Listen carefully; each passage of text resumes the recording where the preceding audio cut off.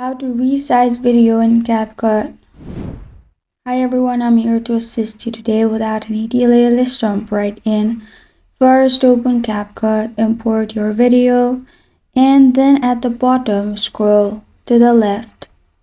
After you scroll, you'll find ratio. Click on ratio. You'll find different ratios. Simply TikTok, Instagram also are random ratios. I'll simply press on TikTok and click on tick mark at the bottom right.